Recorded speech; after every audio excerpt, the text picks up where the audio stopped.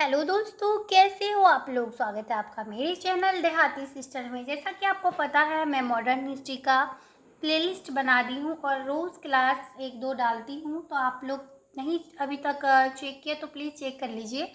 आज क्लास 7 है, ये 6 नहीं, ये 7 होगा। एक क्लास को मैंने 2 दिन में बताया है।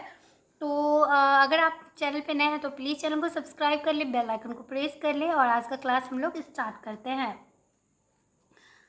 आज का टॉपिक है स्वदेशी और बहिष्कार मुस्लिम लीग। ये तीनों टॉपिक को हम लोग कवर करेंगे। ये क्लास थोड़ा सा लंबा होगा मुझे लग रहा है, लेकिन आज मैं इसे ख़त्म कर दूंगी। तो क्लास में आराम से बने रहें, कॉपी पेन ले लें और अपना नोट्स खुद से बनाएं। बहुत लोग बोलते हैं दीदी मैं नोट्स बनाना मुझे नहीं अच्छा लग रहा है, आप अपना नोट्स दे दीजिए, मैं दे दूँ। पढ़ाई आपका हो नहीं पाएगा उससे, तो आप अपना कॉपी कलम लेके बैठे खुद का नोट्स ज़रूर बनाएं ताकि आप रिवीजन कर पाए बाद में भी इसको। तो आज का टॉपिक होगा देखिए, बंगाल विभाजन 1905 में हुआ था। हम लोग पिछले क्लास में पढ़े थे। बंगाल विभाजन हम लोग इससे पहले वाले क्लास में पढ़ चुके हैं। तो उसी का है जो स्वदेशी और बहिष्कार का ना ये हुआ था ना बैठक, तो उसके बारे में पढ़ेंगे। तो बंगाल विभाजन 1905 में हुआ था, जो कि पिछली क्लास में हम लोग पढ़े थे। अब देखिए, स्वदेशी और बहिष्कार का जन्म कब हुआ था। तो स्वदेशी और बहिष्कार का जन्म 7 अगस्त 1905 में हुआ है। इसका बैठक कहाँ हुआ था, तो कलकत्ता का टाउन हॉल में इसका बैठक हुआ था, जिसमें कि स्वदेशी और बहिष्कार पे चर्चा हुई थी। अब इसमें निम्नलिखित कार्यक्रम हुए थे। क्या क्या हुए थे, बहुत इम्पोर्टेंट, इसे जरूर देखें एक बार।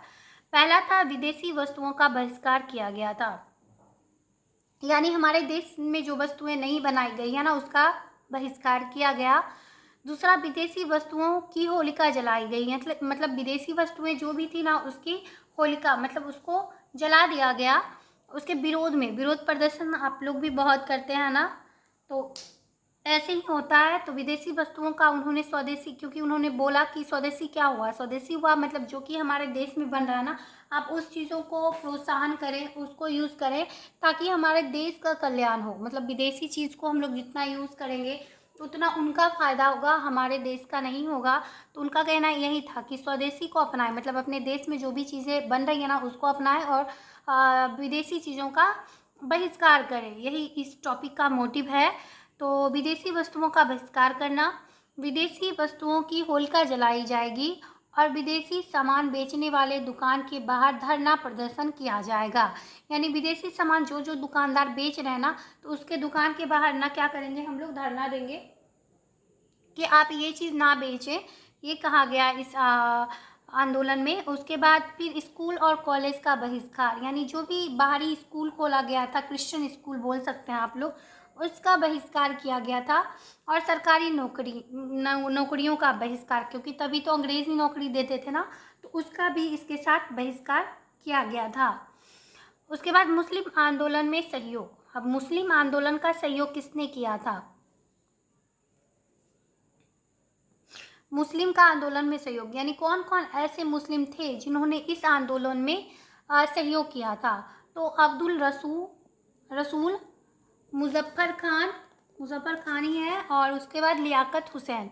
ये तीनों इम्पोर्टेंट नाम है। देखिए, मैं अंडरलाइन करके ऐसे पढ़ती थी, तो आप भी पढ़ें।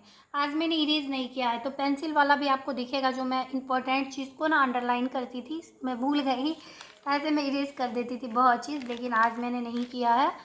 तो ये मुस्लिम ऐसे थे जिन्होंने इस आंदोलन में ना सहयोग किया था, अब्दुल रसूल, मुजफ्फर खान और लियाकत हुसैन। तो ऐसे क्वेश्चन पूछेगा कि ऐसे कौन से मुसलमान थे जिन्होंने स्वदेशी और बहिष्कार आंदोलन में अपना सहयोग नहीं दिया था या दिया था। ज़्यादा नहीं वाला ही पूछता है, क्योंकि एक से अधिक ऑप्शन में आजकल दे देता है, उसमें स्टूडेंट फंस ही जाते हैं ज़्यादातर।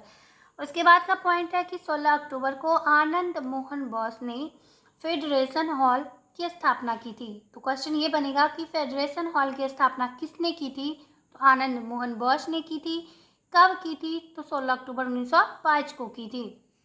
यहाँ पे 1905 भी आप लोग लिख सकते हैं। उसके बाद था स्वदेशी शब्द का प्रथम बार प्रयोग किसने किया था। तो स्वदेशी शब्द का प्रथम बार प्रयोग दयानंद सरस्वती जी ने किया था। या फिर किस पत्रिका में स्वदेशी शब्द का सर्वप्रथम प्रयोग किया गया था, ये क्वेश्चन होगा। तो तो पत्रिका का बात रहेगा तो कृष्ण कुमार मित्र की पत्रिका थी संजीवनी।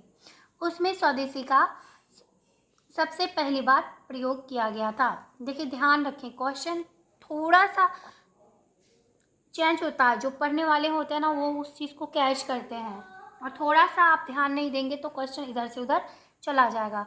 तो अगर पूछेगा कि स्वदेशी शब्द का प्रयोग किसने किया था, स्वदेशी अगर शब्द रहा, शब्द दिखेगा आपको तो दयानंद सरस्वती जी होंगे। और स्वदेशी शब्द का प्रयोग स्वदेशी शब्द का प्रयोग किस पत्रिका में किया गया था, अगर पत्रिका पूछेगा ना तो कृष्ण कुमार मित्र की पत्रिका संजीवनी। ये भी पूछ सकता है संजीवनी पत्रिका जो थी किसकी थी, तो कृष्ण कुमार मित्र की थी।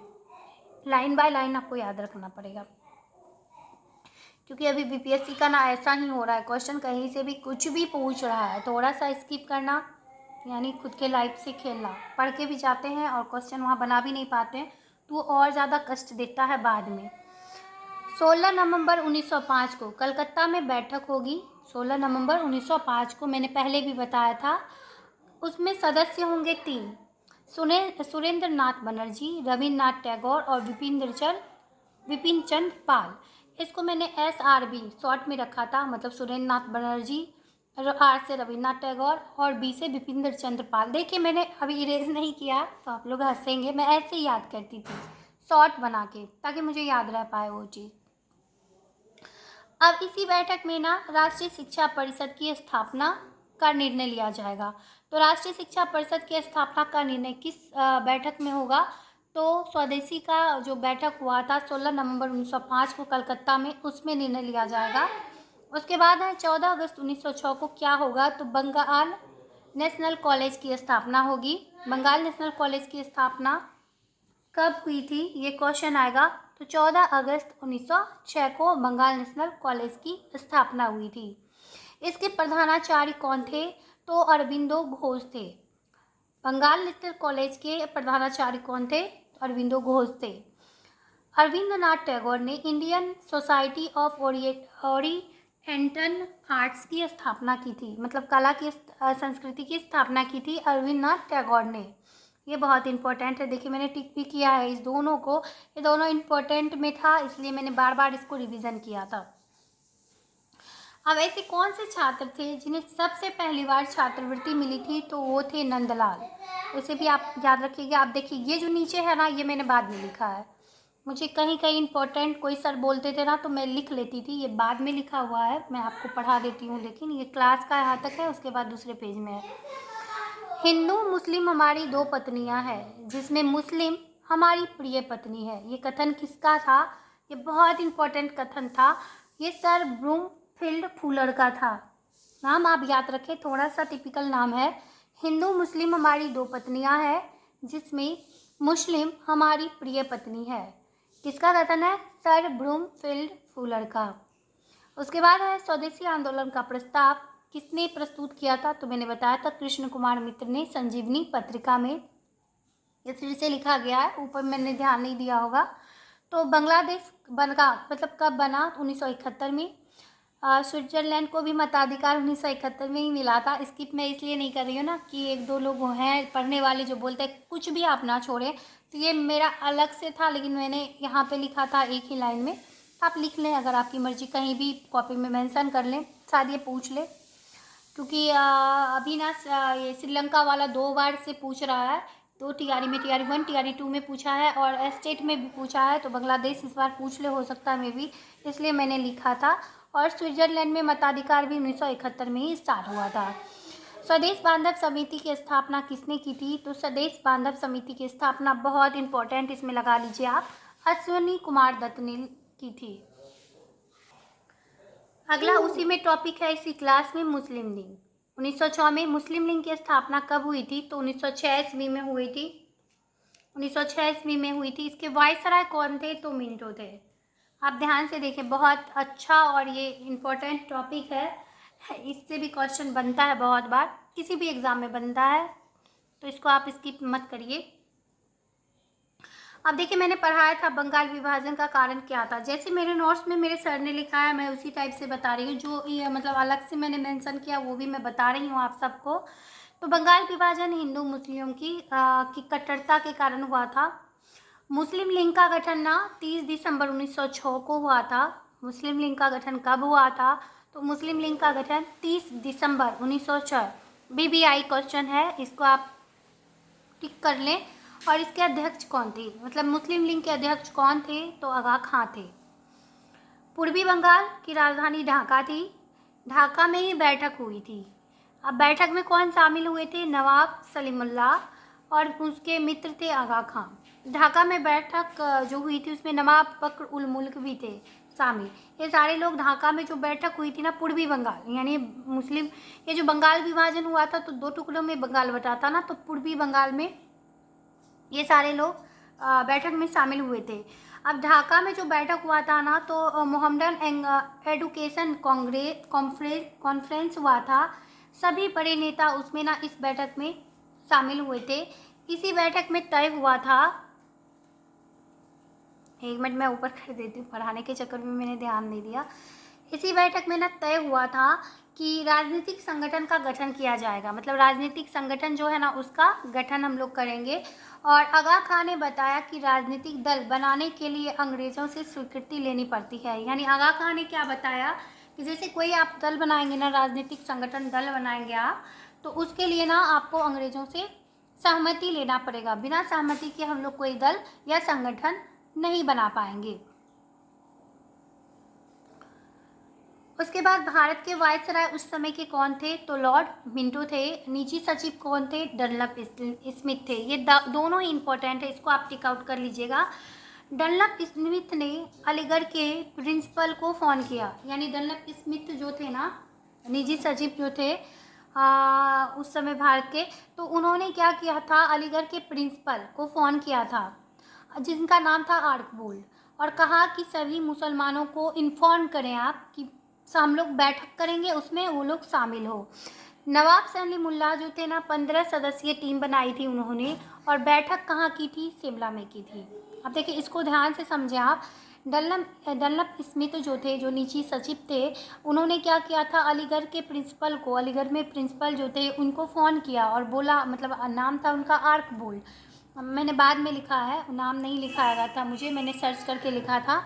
तो उनको कहा कि सभी मुसलमानों को ना आप इन्फॉर्म कर दीजिए कि हम लोग बैठक करेंगे और एक सदस्य बनाएंगे। और नवाब सलीमुल्लाह जो थे उन्होंने 15 सदस्य का एक टीम भी बनाया और बैठक कहाँ किया? शिमला में किया। समझौता हुआ मुस्लिम लीग और अंग्रेजों के बीच, इसमें समझौता हुआ था 1906 में। अब देखिए जब भी कोई समझौता होता है ना, कोई बैठक होता है, तो दोनों पक्ष का कुछ ना कुछ मांग होता है जो कि बहुत इंपॉर्टेंट होता है। तो यहाँ पे देखिए अंग्रेज और मुस्लिम लीग के साथ जो समझौता हो रहा था, दोनों की बैठक हुई थी, तो मुस्लिम लीग की कुछ मांगे थी। पहला मांग थी कि पृथक निर्वाचन क्षेत्र दिया जाए, मतलब ऐसा क्षेत्र दिया जाए जहाँ से हम लोग लड़ पाए। दूसरा, जनसंख्या के अनुसार प्रतिनिधित्व, मतलब जनसंख्या जितनी हो उसके अनुसार हमें प्रतिनिधि तो दिया जाना चाहिए। ओके उसके बाद ना शिक्षक संस्थानों के लिए आर्थिक मदद की बात की गई। यानी शिक्षक संस्थान जो थे ना उसके लिए आर्थिक आप मदद दें, उसकी भी मांग इसमें रखी गई थी। थोड़ा मेरा बेटा है, वो कितना भी चुप करती, वो छोटा है, कभी कभी बोल देता है, इसके लिए आप लोग बुरा मत मानिएगा, बच्चा है अभी। उसको छोड़ के मैं वीडियो बनाती हूँ तो थोड़ा वो परेशान हो जाता है, कभी कभी बोल देता है। अगला है ब्रिटिश हुकूमत की मांग। मतलब ब्रिटिश हुकूमत की क्या क्या मांगी थी, तो इसमें देखिए 2 ही मांगी थी उनकी, कि ब्रिटिश सरकार द्वारा बनाई गई प्रत्येक नीति का समर्थन सभी मुसलमान को करना होगा। यानी ब्रिटिश सरकार, जो अंग्रेज हुकूमत जो कानून या नियम बना देंगे ना, उसका समर्थन हर मुसलमान को करना पड़ेगा। यानी वो गलत बोले या सही बोले, उनको मानना पड़ेगा। और दूसरा मांग था कि भारतीय मुसलमानों के बीच ब्रिटिश हुकूमत के प्रति वफादारी पैदा करनी होगी। अब देखिए ये तो ज़बरदस्ती कोई नहीं कर सकता ना, अगर भारतीयों के मन में होगा वफादारी करने का तो वो उसको निभाएंगे, लेकिन ज़बरदस्ती नहीं कर सकते। लेकिन उन्होंने ये मांग को रखा कि हर मुसलमान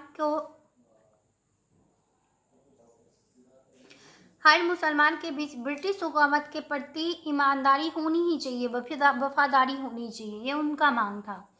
अब देखिए मैंने इसको शॉर्ट्स में लिखा है, मतलब अपने तरीके से मैंने लिखा है इस टाइप से, ताकि मुझे याद हो पाए। ये क्लास में नहीं लिखाया गया था, इसी का मैं जो इम्पोर्टेंट चीज़ था उसको मैंने निकाला था इसी चैप्टर से, जो बार बार प्रीवियस ईयर में भी मुझे मिल रहा था, एनसीईआरटी में भी था, तो यहाँ पे मैंने अलग से लिख लिया इसको कि मुस्लिम लीग की स्थापना कब हुई थी, तो 30 दिसंबर 1906 को हुई थी। एक बार आप इसको समझ ले लॉन्ग को, लेकिन इम्पोर्टेंट ये 6-7 चीज़ है। और मुस्लिम लीग के अध्यक्ष कौन थे, तो आगा खां थे। मुस्लिम लीग का मुख्यालय कहाँ था, प्रथम ढाका था और दूसरा लखनऊ था। निजी सचिव कौन थे, तो डनलप स्मिथ थे। वायसराय कौन थे, तो मिंटो थे। मुस्लिम लीग के वायसराय कौन थे, तो मिंटो थे। सॉरी, उस समय भारत के वायसराय कौन थे, तो मिंटो थे। और निजी सचिव कौन थे, तो डनलप स्मिथ थे। देखिए बच्चा अभी भी परेशान कर रहा है मुझे, एक्चुअली वो गाड़ी खरीद के लाया है, बार बार मुझे दिखा रहा है। अब देखिए, प्रथम अधिवेशन जो मुस्लिम लीग का हुआ था ना, वो कराची में हुआ था, 1907 में हुआ था। और द्वितीय अधिवेशन जो हुआ था मुस्लिम लीग का, वो अमृतसर में हुआ था, जो कि 1908 ईस्वी में हुआ था। अब देखिए 1906 का कलकत्ता अधिवेशन, पहले भी पढ़े हैं हम लोग, लेकिन अधिवेशन वाला बीच बीच में आपको आएगा, जो इम्पोर्टेंट है ना वो 1-2 बार आएगा। तो कलकत्ता अधिवेशन 1906 का जो हुआ था, उसमें विवाद हो गया था डॉक्टर रास बिहारी बोस में और लाला लाजपत राय के बीच में हुआ था। और इसकी मध्यस्थता मतलब बीच का काम, मतलब सुलझाने का काम इस विवाद को किसने किया था, भूपेंद्र नाथ बसु ने किया था। और इसके अध्यक्ष कौन थे 1906 के कलकत्ता अधिवेशन के, कलक मैंने ट्रिक से भी बताया था पहले क्लास में आपको। तो इसके अध्यक्ष थे दादा भाई नौरोजी।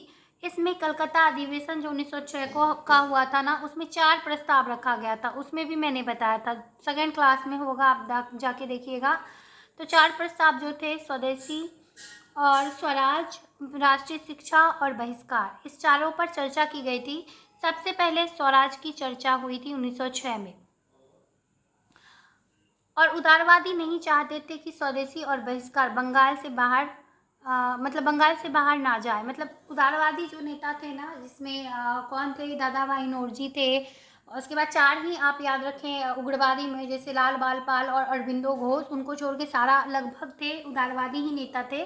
जैसे मैंने याद किया, आप उसको याद कर ले, लाल बाल पाल और अरबिंदो घोष, ये सब गरम दल के नेता थे, उग्रवादी जिसको बोलते हैं। और उसके बाद जो भी नेता थे ना, लगभग उदारवादी ही थे।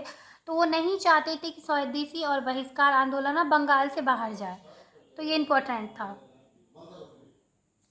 अगला है सूरत विभाजन। सूरत विभाजन 1907 का था। प्रस्तावित था स्थान नागपुर में, लेकिन ये हुआ कहाँ था, तो सूरत में हुआ था। इसकी ये सबसे अहम बात है, ये पूछा जाता है कि इसका स्थान प्रस्तावित कहाँ था, तो नागपुर में था। उग्र राष्ट्रवादियों का गढ़ था नागपुर, और इसमें जो स्थान परिवर्तित होकर सूरत में हुआ था, इसके अध्यक्ष, सूरत विभाजन के अध्यक्ष थे रास बिहारी घोष। पहले भी हम लोग पढ़े हैं 1907 का अधिवेशन में। अफवाह क्या फैल गई, ये जो 4 प्रस्ताव अभी मैंने ऊपर पढ़ा है ना, स्वदेशी, स्वराज, राष्ट्रीय शिक्षा और बहिष्कार, ये चारों प्रस्ताव अभी पढ़े हैं ना हम लोग 1906 का कलकत्ता अधिवेशन में। तो एक अफवाह फैल गई, ये जो 4 प्रस्ताव है ना, उसको रद्द हो गया है, उसको रद्द कर दिया गया है। उग्रवादी जो नेता थे ना, उनमें असंतोष भाव पैदा हो गया। उग्रवादी नेता में मैंने बताया था आपको 4 नाम, लाल बाल पाल और अरबिंदो घोष। तो उनके बीच ना असंतोष का भाव हो गया, किसी के बीच भी होगा। आप कोई प्रस्ताव, कोई जबरदस्त, मतलब इतना मेहनत करके उसको पारित करवाता है, अधिवेशन बुलाता है, उस पर काम करता है, और उसके बाद वो पता चल रहा है अचानक से कि वो प्रस्ताव ही खारिज कर दिया गया है, तो किसी को भी गुस्सा आएगा। उसी टाइप से ये थी अफवाह, लेकिन उनको थोड़ा सा असंतोष का मतलब भाव उनमें आ गया था। और बैठक में रास बिहारी घोष और फिरोज शाह मेहता थे। मतलब ये जो बैठक हुआ था ना, इसमें जो अफवाह फैला, उसमें बैठक में कौन शामिल थे, तो रास बिहारी घोष थे और फिरोज शाह मेहता थे। इनको मैं FSM के नाम से याद रखती थी शॉर्ट में। और निर्णय हुआ क्या, इस मतलब जो बैठक हुई, इसमें निर्णय हुआ कि 7 वर्षों के लिए उग्रवादी नेताओं को कांग्रेस से बाहर कर दिया जाए। ये थी अफवाह थी, लेकिन इसको ना मतलब सच मान लिया गया था। और सारे नेता जो थे ना, इसमें एक और कहानी मेरे सर ने बताया था, मुझे याद है, मैंने लिखा नहीं है लेकिन वो लिखा आए थे कि इसमें क्या हुआ ना, किसी ने चप्पल ऐसे मार दिया था रास बिहारी बोस को। तो वो बहुत ज़्यादा क्रोधित हो गए थे वहाँ पे उस बैठक में।